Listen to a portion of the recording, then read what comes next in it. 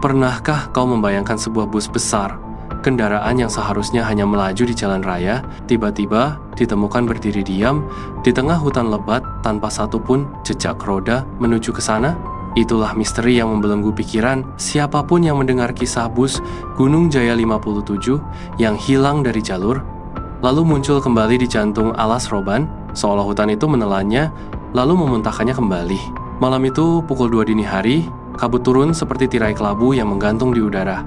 Lintasan alas roban terkenal dengan tikungan jahatnya, tapi malam itu senyapnya justru terasa seperti ancaman yang ditahan-tahan. Di dalam bus Gunung Jaya 57, 30 penumpang tertidur lelah setelah perjalanan panjang dari Yogyakarta menuju Jakarta. Di kursi paling depan, Jatmiko sang sopir berusia 50 tahunan menggenggam setir dengan sorot mata yang setengah waspada, setengah letih. Di sampingnya, kernet muda bernama Riko memegang termos kopi yang sudah dingin. "Pak, kok jalannya sepi banget ya? Biasanya jam segini truk-truk masih ramai," gumam Riko sambil melongo ke jendela. Jatmiko tidak menjawab. Ia hanya mengangguk, matanya terpaku pada jalan yang seharusnya lurus. Tapi malam itu seperti melengkung halus, seakan-akan hutan berusaha memutarnya ke arah gelap. "Yang penting nggak salah jalur," kata Jatmiko akhirnya. Tapi ucapannya terdengar setengah hati seakan ditujukan lebih kepada dirinya sendiri daripada ke Riko. Sekitar 5 menit kemudian, GPS di dashboard berbunyi pelan, "Recalculating route." Padahal mereka tidak berbelok. Jatmiko merengut. Sinyal jelek. Namun saat lampu bus menembus kabut, Riko mengernyit.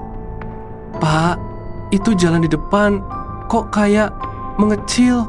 Bus memang masih berjalan di aspal, tetapi tepinya perlahan berubah menjadi tanah berpasir.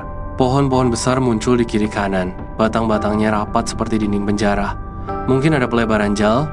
Jatmiko tidak sempat menyelesaikan kalimatnya. Asal suara seperti bisikan panjang muncul dari balik pepohonan.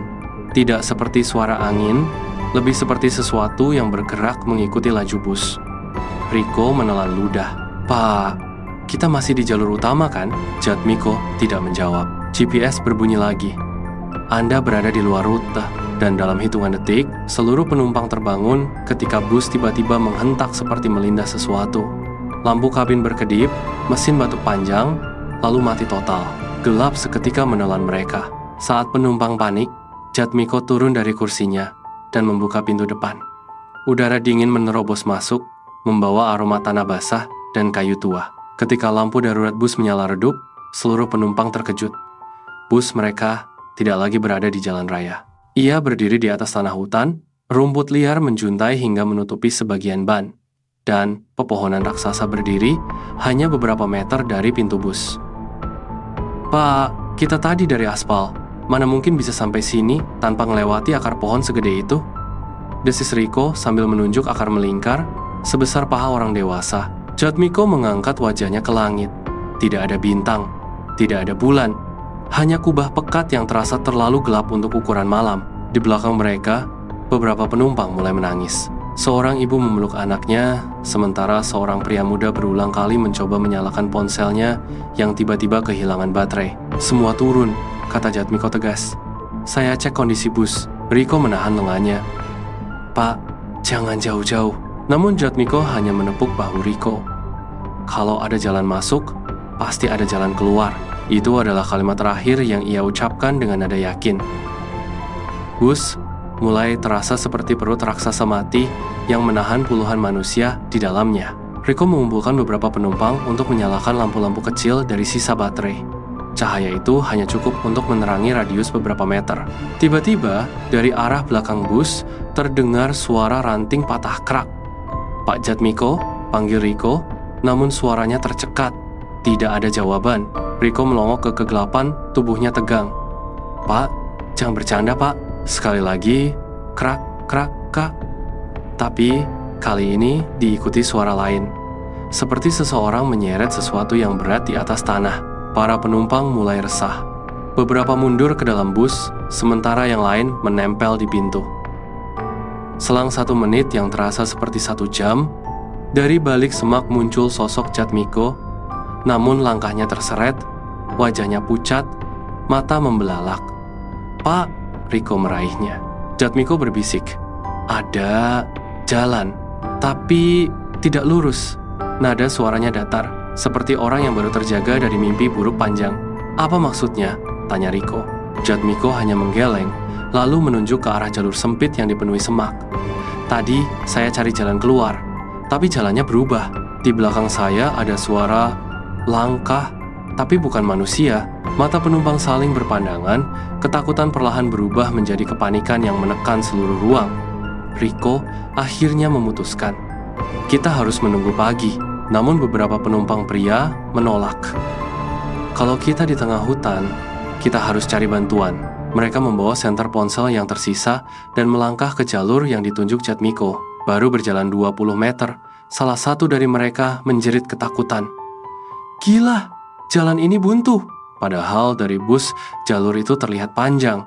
Tapi begitu didekati, pepohonan seolah bergerak, berubah formasi, menutup celah.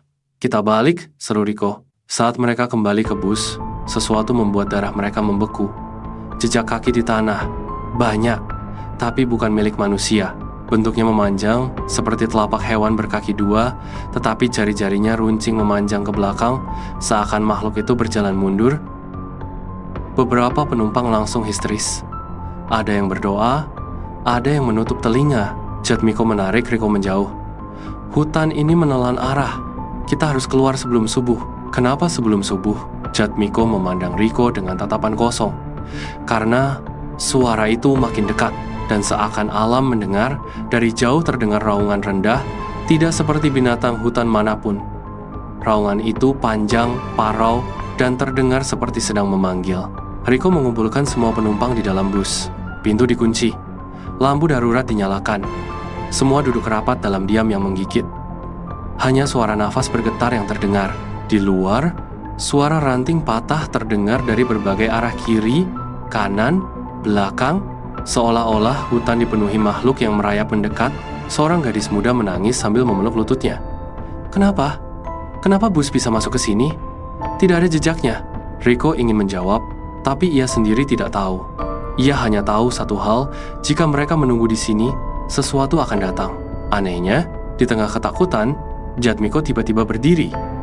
Wajahnya berubah, seolah ia mendengar sesuatu yang tidak didengar orang lain. "Saya akan memandu jalan keluar," katanya pelan.